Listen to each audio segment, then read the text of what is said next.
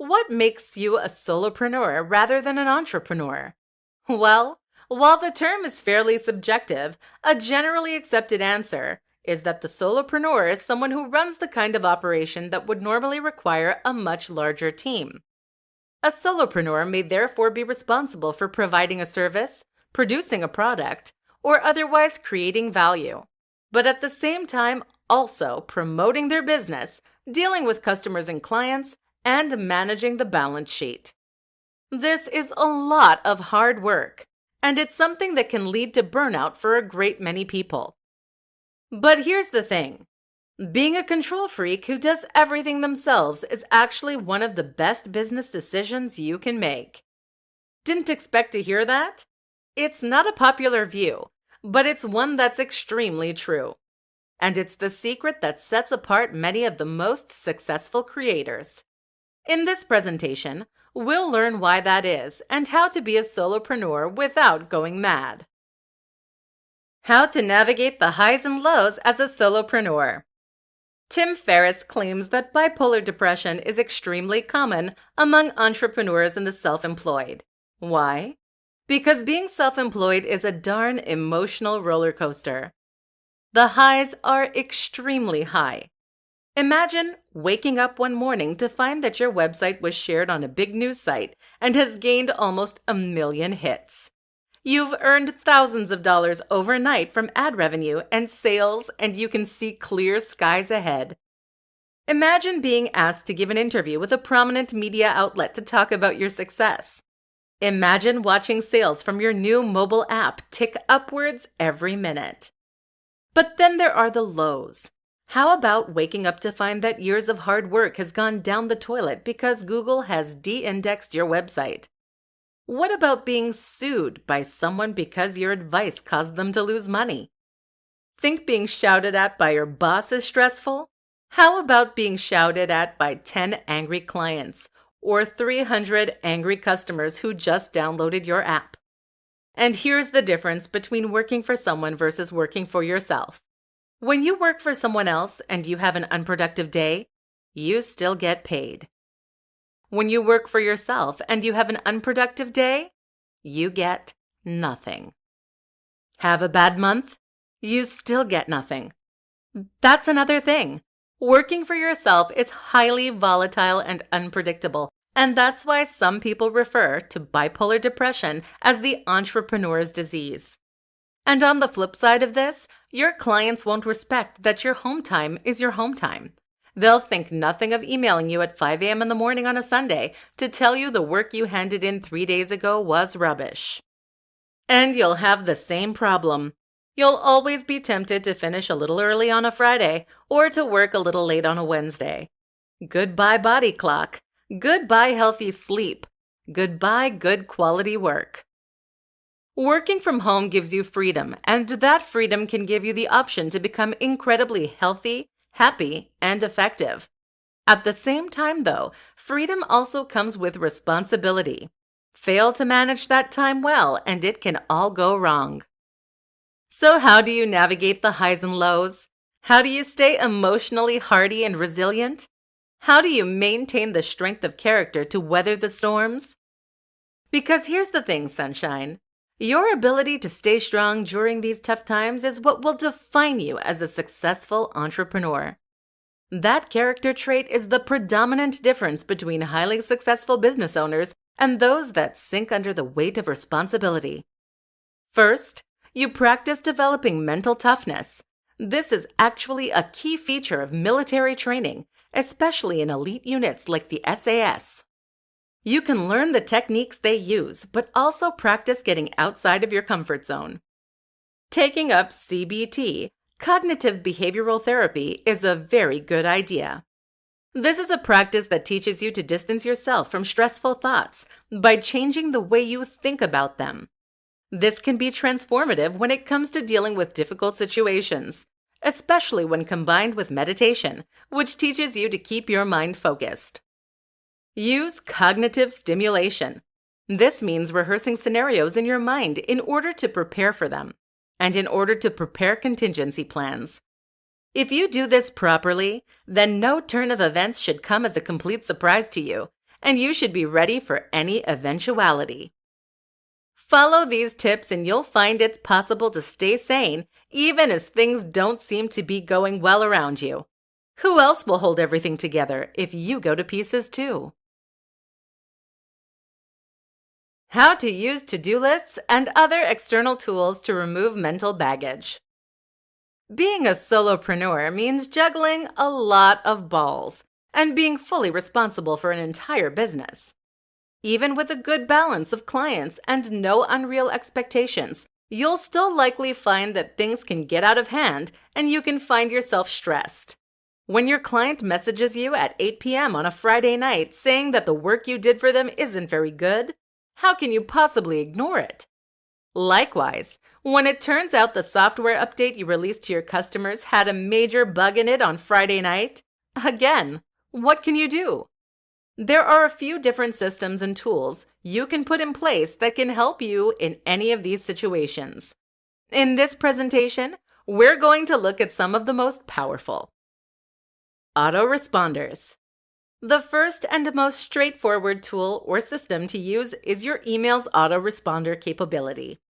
This allows you to send an automated email to your clients, customers, and business partners whenever they message you after 6 p.m. or on a weekend, and this can say something like this. Thank you for your message. I'm afraid I will be out of the office until tomorrow at 9 a.m. and will be unable to respond until then. If you have a real emergency, then you can contact me on my home phone number at 000000000. But please don't call if it can wait until tomorrow. My working hours are between 9 a.m. to 6 p.m. Monday through Friday. This email is perfect because it tells your clients or customers why you haven't gotten back to them and gives them a means to get in touch if they really are in a dire situation. You should find, though, that very few people will actually abuse your home number, so you can be safe in the knowledge that you'll be undisturbed.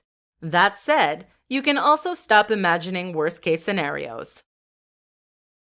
Virtual assistants. A virtual assistant is someone who can handle all types of work on your behalf as long as they don't need to be physically present. Usually, these companies or individuals are based in India or in other countries with lower costs of living, so you'll likely only pay a few dollars for a day's work. Of course, you get what you pay for to an extent, so don't expect amazing quality English unless you are willing to pay top dollar. Either way, though, these companies provide work that can include booking appointments, responding to emails, doing research, handling marketing and SEO, proofreading, data entry, and much more. You can use a digital assistant then to outsource the boring but time-consuming aspects of your job while you focus instead on doing what it is that you do so well. They can also stand in for you sometimes on the weekend. Similarly, it never hurts to know a couple of people who can help you out in a crisis. If you have a friend who works online, you can make a pact with them to bail each other out occasionally if you have too much work. You might even be able to offer some aspects of your work to friends interested in making a little extra money on the side. To-do lists. Sometimes the simplest tools are the very best. A to-do list is powerful because it helps to organize your day and ensures you don't miss any important tasks. But it actually goes way beyond that. For one, having a to-do list means that you can forget about the things that you have written down. Once they're on paper, there's no risk of them falling through the cracks, so you don't need to worry about them. Better yet is to use an app of some sort that will actively remind you. A perfect example is the app Todoist, and if you combine this with an Apple Watch, you can even get your reminders right on your wrist. Let your wrist worry about it, so you don't have to. How to work productively on a sleep deficit. When you don't have enough sleep, your body goes into a kind of shocked state. It knows something is wrong and that something that it needs is lacking. As such, it will try to encourage you to get back to bed as soon as you can, and it achieves this by putting you into fight or flight. This is why one of the worst things you can do is to stress about not having enough sleep. You're just piling stress on top of stress. But in order to achieve homeostasis, the calm neutral state that the body enters when everything is fine, you need to make sure that you are well rested. And this is important because stress is incredibly bad for your health and productivity. Chronic stress redirects blood and energy away from our digestive systems and our immune systems. It also raises our heart rates and thickens our blood, making us more likely to have a heart attack or stroke even. And this can even damage your creativity. That's because you are most creative when we are relaxed, and the brain is thereby able to consider lots of different ideas and facts. When we are stressed, we go into a state of tunnel vision and can often only focus on one thing at a time. This can lead to us banging our head against the wall, trying the same solution to a problem over and over again. But what if you don't have any option? What if you're a new parent or you're jet lagged? How do you get productive even then? Reduce cortisol. The first aim should be to reduce stress. We do this initially by doing anything we can to lower stress hormones like cortisol. First, stop stressing about how little sleep you got. This creates a vicious cycle that ends with you in an exhausted heap. Next, restore your blood sugar. This also contributes to stress, but you can fix it by consuming slow-release complex carbohydrates. A good example is oatmeal. You can also try supplements. Phosphatidylserine is a fantastic supplement that naturally raises serotonin while lowering cortisol. 2 more tips. If you have the option to nap, take it. This can help to undo some of the damage caused by missing sleep. And finally, try to focus on tasks that don't require creativity or problem solving. Instead, aim for zombie tasks, like answering emails. Doing it all yourself versus outsourcing. Finding the perfect balance. What makes you a solopreneur rather than an entrepreneur? Well, while the term is fairly subjective, a generally accepted answer is that the solopreneur is someone who runs the kind of operation that would normally require a much larger team. A solopreneur may therefore be responsible for providing a service, producing a product, or otherwise creating value, but at the same time also promoting their business, dealing with customers and clients, and managing the balance sheet. This is a lot of hard work, and it's something that can lead to burnout for a great many people. But here's the thing. Being a control freak who does everything themselves is actually one of the best business decisions you can make. Didn't expect to hear that? It's not a popular view, but it's one that's extremely true. And it's the secret that sets apart many of the most successful creators. In this presentation, we'll learn why that is and how to be a solopreneur without going mad. Why the solopreneur comes out on top. Have you ever thought of hiring a writer to provide content for your website? It sounds like a good idea on the face of it. If the articles earn more money than they cost, from adverts, sales, or anything else, then adding more posts should be a great way to scale your business and earn more money. Pay someone to make lots of articles, then wait for the sweet Google hits. It sounds good on paper, but here's the thing. Getting lots of hits on Google is not how you make the big money online. How do you make the big money online? You create a following. You build a loyal fan base. You build something that is unique and exciting, something that provides real value, and something that no one else can offer. There are thousands of fitness websites out there, but there are only a few that are able to sell courses for hundreds of dollars and have people queuing up to get them. Guess what? Those successful sites aren't the ones that post generic content about getting abs by cutting calories. They're the ones exposing new and unique ways to train, to push human performance, or to express the human body. If you hire a writer, you won't get that. Why? Because unless the writer is an expert in health and fitness, they will have no option but to rehash content they find elsewhere online. That means the content will be generic and derivative by definition. Even if they do know about fitness, they're unlikely to share their groundbreaking theories or revelations with you for a small fee. They'll save that for their own website. The same goes for designing a website, for creating merchandise, or for making graphics. You need to have a distinct visual style that will set your content apart and make you instantly recognizable. This should sell the emotions that you want people to feel when they interact with your brand.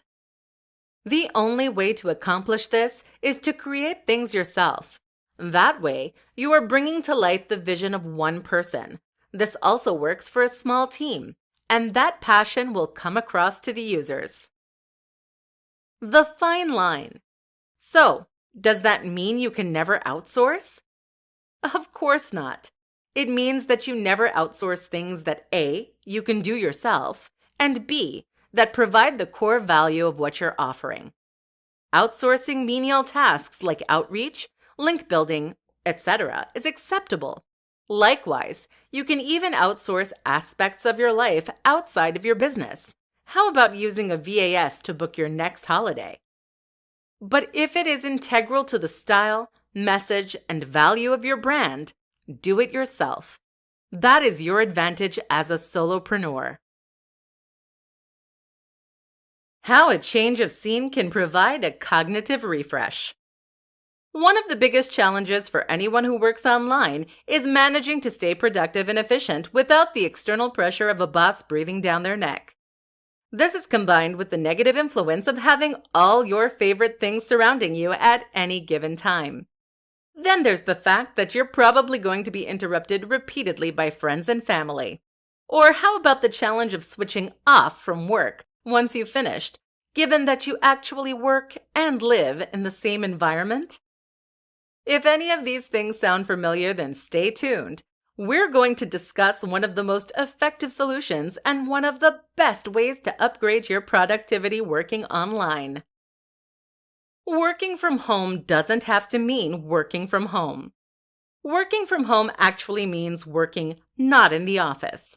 This in turn means you can be productive anywhere and actually enhance your focus and creativity. Just taking a laptop out with you and working in local coffee shops or libraries.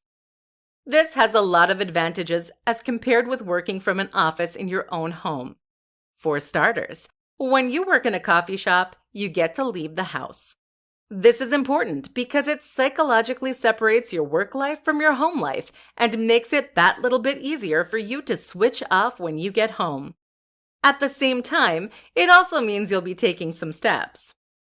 Remember, it is recommended that we take at least 10,000 steps a day, and failing to do so is bad for your heart, leading to a shorter life and causes obesity and back problems. Another benefit is that this way you also get to meet people. Again, this is quite an important point because spending all your time at home on your own can leave you feeling restless. By heading out to a coffee shop, on the other hand, you will get to at least be around other people who are working, and you'll get to interact with the baristas who work there. If you want to go one step further, you can also look into a shared workspace. There are lots of these kinds of initiatives around these days, and especially in larger towns. Not only do these then offer you the chance to get out of the house, but you'll also get to spend time with people who are there doing something similar to you. This creates networking opportunities and furthermore means the working environment will be entirely geared towards the kind of work you're doing. That means you'll get good Wi-Fi and peace and quiet as standard. Some shared workspaces even give you your own landline and P.O. box. There are other options for where you want to work too. For instance, you could always head to a quiet pub or even a bar, or you could sit outside when the weather is nice. Sitting outside is of course great from a health perspective, but unfortunately it's somewhat lacking in terms of practicality and convenience. To do this well, you'll need to contend with glare on the screen, the lack of somewhere to sit and prop your laptop, bugs, dirt, grass, and no power or Wi-Fi. Still though, perhaps there's somewhere near you that accounts for all this. Maybe you have a bar with some outside seating that's quiet during the day and faces the beach. The world is your oyster when you work from home. Imagine what it might feel like to be kicking back in a comfortable hammock, watching the waves roll or looking at a local landmark, sipping delicious coffee and feeling stimulated by your environment instead of stifled. Meanwhile, all your friends and family are stuck in stifled offices. The kicker? You'll do your very best work this way. What many people don't realize is just how profoundly our environment can affect our state of mind and thus enhance focus, creativity, and motivation. A change is as good as a break. Get out there and mix it up.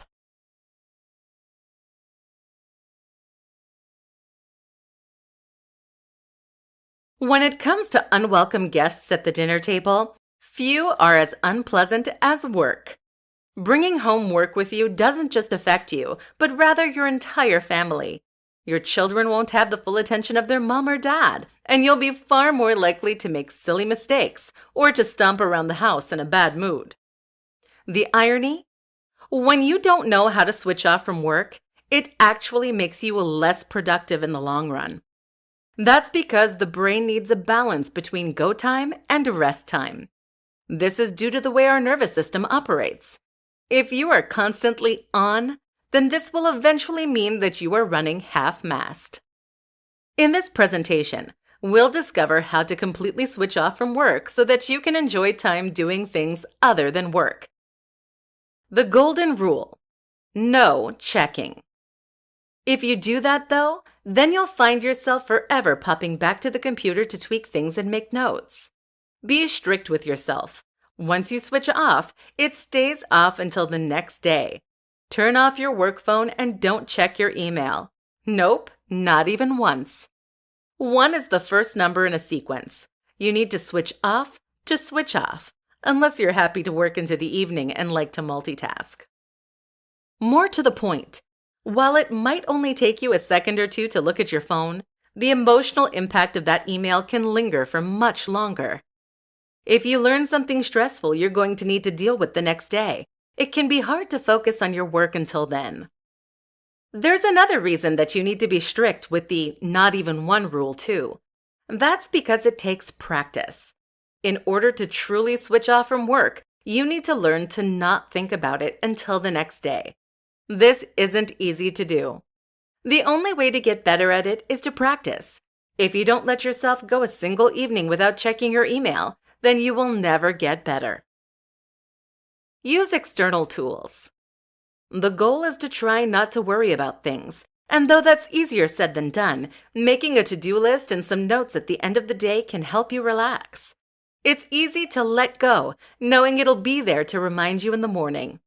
You can think about this like an external storage for things that are on your mind, like locking them away in a huge trunk and not looking at them until later. In fact, you can even use a fancy term for this: exocortex. Meditate. Another tip is to try meditation.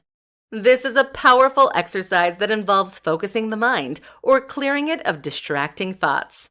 Both these processes actually teach you to become better at emptying your mind and focusing on the things that you want to focus on. Meditation provides you with a powerful skill that will give you the laser precision you need in order to switch from one task to another, to completely relaxing and emptying the mind. You'll become an entrepreneurial ninja, and this is ultimately what you need to become if you're going to maximize your effectiveness at work. Distract yourself. Finally, try to fill your evenings with interesting things to do that will distract you from the work that you've just done. Sitting in front of the television watching junk shows is neither recharging the brain, it actually puts us in an aroused fight-or-flight state, nor partially engaging or beneficial. How to get into a flow state for ultimate productivity. A flow state is an almost mythic state of superhuman performance and focus. In a flow state, people are said to perform their very best work, to see creative insights that would otherwise be lost to them, to focus for hours on end, and even to enjoy a feeling of euphoria. But this is no myth. The flow state is a very real psychological phenomenon that has been written about by countless psychologists and neuroscientists. And it is something that anyone can tap into if they want to get more work done and produce a higher standard of output.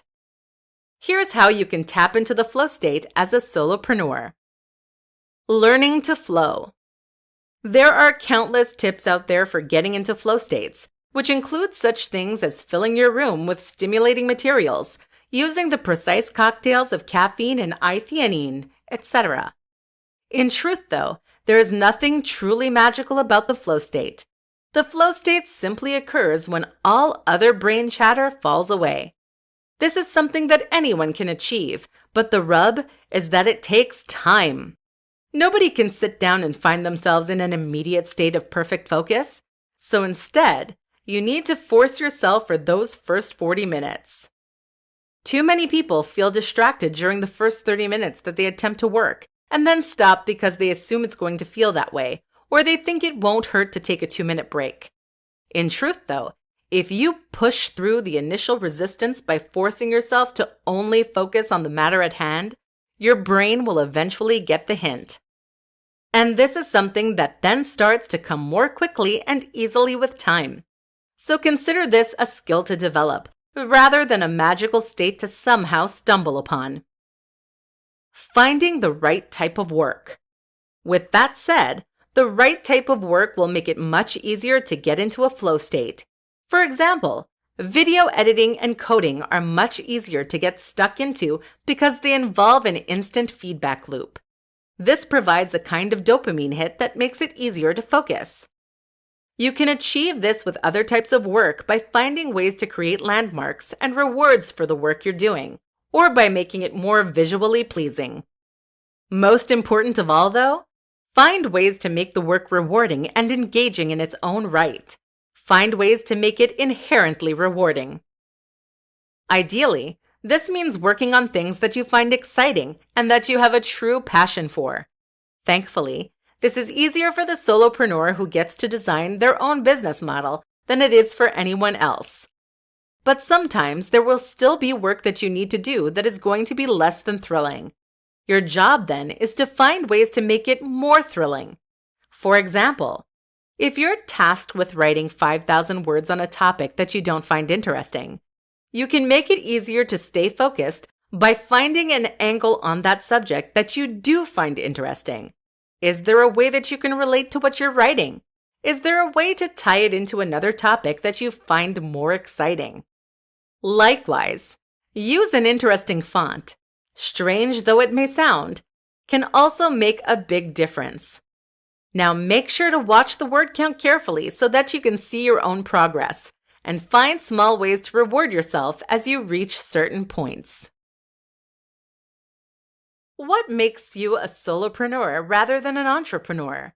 Well, while the term is fairly subjective, a generally accepted answer is that the solopreneur is someone who runs the kind of operation that would normally require a much larger team. A solopreneur may therefore be responsible for providing a service, producing a product, or otherwise creating value, but at the same time also promoting their business, dealing with customers and clients, and managing the balance sheet. This is a lot of hard work, and it's something that can lead to burnout for a great many people. But here's the thing. Being a control freak who does everything themselves is actually one of the best business decisions you can make. Didn't expect to hear that? It's not a popular view, but it's one that's extremely true. And it's the secret that sets apart many of the most successful creators. In this presentation, we'll learn why that is and how to be a solopreneur without going mad. Can smart drugs and nootropics help you to work harder and longer? Smart drugs, also known as nootropics, are supplements, medications, and even nutrients that can provide some kind of cognitive benefit. While it might sound like science fiction, it is now thought that a huge number of Silicon Valley executives rely on nootropics every day in order to perform their very best.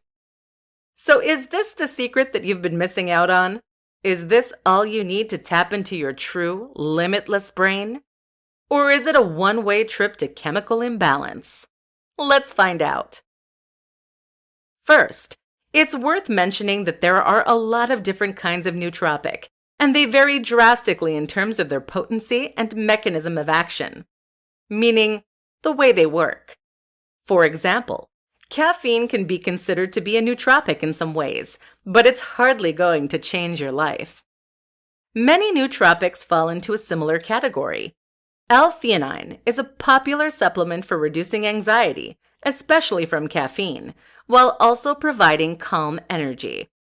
This comes from green tea and carries no known side effects. Likewise, nutrients like vitamin C, vitamin D, magnesium, zinc, omega-3, and more can all provide significant cognitive benefits. The old saying that you are what you eat very much holds true. But this isn't just true for your body. Your brain relies on the nutrients you provide it with in order to create important neurochemicals, to repair damaged neurons, and to provide energy for countless activities. For that reason, it is absolutely crucial that you eat a balanced, varied, and nutritious diet if you want your brain to perform optimally. Okay, so what about the groundbreaking stuff? What about the stuff that those CEOs are taking? Well, this is a little more potent and tends to include medications that are typically prescribed for other things. These come with a variety of side effects, but also offer much more profound changes in brain function. One of the most interesting of these is modafinil. Modafinil is prescribed predominantly for narcolepsy and is a wakefulness agent.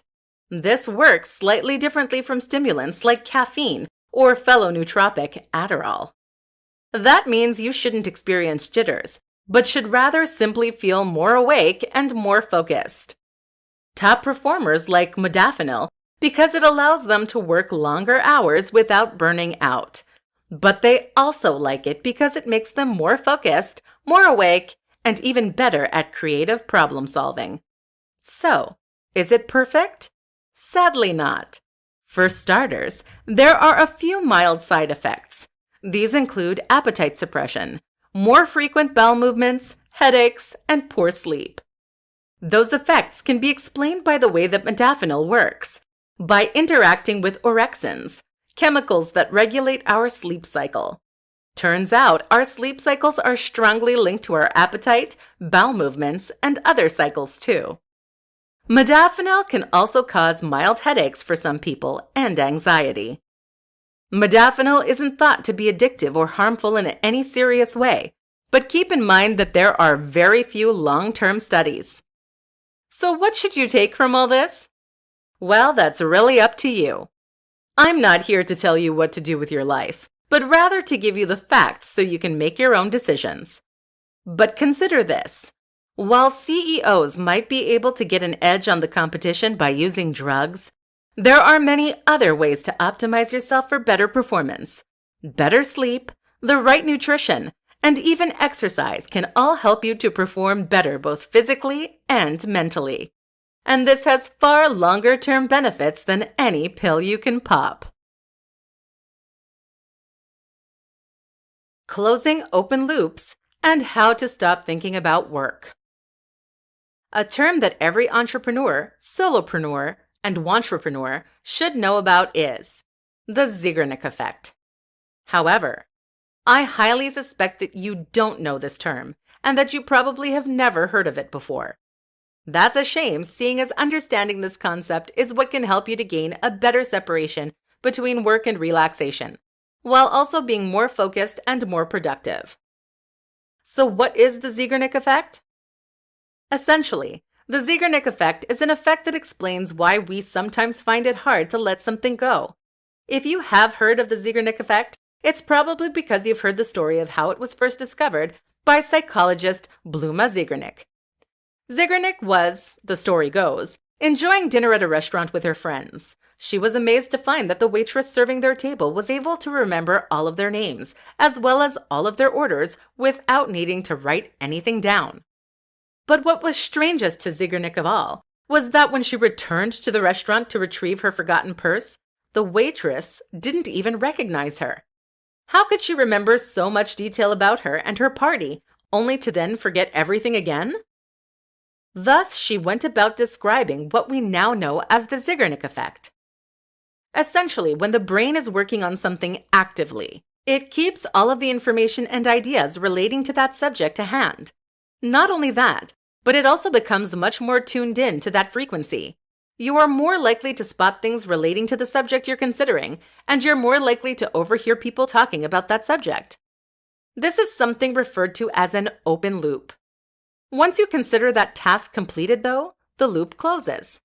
So what does all this have to do with you as a solopreneur? Well, as a solopreneur, you are going to be juggling a lot of disparate tasks all at once. Chances are that some of these tasks will stay open when you switch off the computer and go downstairs to be with your family. But have you switched off in your mind? If there are ideas and thoughts relating to work still lingering in your mind, then you may find that the answer is no. You may find it is very difficult to focus on downtime with family or whatever else it is you choose to do because your brain is still churning over and working out the problems you were struggling with during the day. This is why many of us find it so hard to switch off from work when our day is over, and it's the reason that many of us end up stressed and burned out as a result. The simple solution? Find a way to symbolically put a pin in whatever it is that you're doing. That could mean writing things down so that they're off your mind, or it could mean finding a way to complete the project. You'll find that there are actually a whole lot of smaller projects that will vie for your attention at any given time. Perhaps you have emails you need to answer or phone calls you need to make. These small tasks can end up stealing your mental bandwidth simply by remaining in an open state. So if anything is very quick to finish, you should aim to finish it right away. Consider subscribing to the 1-minute rule. That is to say that any job that takes less than 1 minute to complete should be completed immediately upon receiving it. Digital minimalism, a crucial strategy for the solopreneur. Working as a solopreneur, it becomes extremely important to consider factors that can impact your productivity. That means things like your immediate environment and how you are optimizing your health and focus. What you need to do as well, though, is think about the psychological aspect of your work and the way you're mentally separating that from your daily life. This is where so many people who work from home go wrong. We start out with the best of intentions, set working hours, a separate work phone, but the temptation to work late one night or to work on a Sunday will always rear its head once we start getting behind. Problem is, this is habit forming and it creates a bad pattern. This is especially true if you work late on a weekday, as you'll then have less energy to work again on the next weekday, and that in turn will mean you're tired and lethargic and unproductive, meaning there's a good chance you'll be tempted to work late again. As we'll see later, sleep should be considered sacred if you work from home, and for everyone for that matter. What you need to do then is to set yourself strict specific parameters for working and to not work outside of those. This means that you have to start working at a very specific time and end at a very specific time. And if you run over and work looks like it's going to be late, then you have to just accept that it's late. It's not worth ruining your life to keep a client happy. Remember, the whole reason we're working this way in the first place is to live the lifestyle we want. But it's what you do outside of that time that is really going to make a big difference to your mental health, your productivity, and your ability to focus. That's because working online comes with a very particular challenge: unplugging. The problem is that even if you are mentally disciplined enough to stop working at a given time, you're still going to face the challenge of getting the privacy you need. Because when you work online, your clients, your customers, and your creative pursuits can always reach you. In other words, as long as you have a phone in your pocket, you are at risk of receiving an email about your work that will cause you stress and arousal and prevent you from properly relaxing. And here's the other thing. Even if the message isn't from your client, simply thinking that it might be will be enough in many cases to make you stressed and prevent you from fully relaxing. Even simply looking at your phone can cause a slight increase in arousal, seeing as the blue light from your phone triggers the release of stress hormone cortisol. If you've just spent the last 8 hours staring at a screen, this is a problem. When is your break? Digital minimalism is a movement toward unplugging and switching off. The aim is to remove any unnecessary technological distractions and to scale back your interaction with technology as far as possible. This is a perfect complement to the solopreneur lifestyle for all the reasons that we've just discussed. How do you get started? Here are just a few things you can do right now to scale back your reliance on technology. Have a separate phone for work. Change your home phone's display to monochrome. This has been shown to reduce addictive phone checking behavior. Turn off notifications. Create strict hours during which you look at no screens, especially your phone. This should definitely include 30 to 90 minutes before you go to sleep. Sleep with your phone and other tech in a different room. Take up non-tech hobbies. Take vacations away from all technology. You can find plenty more advice online. Oh, the irony. Take a look and see if digital minimalism is right for you.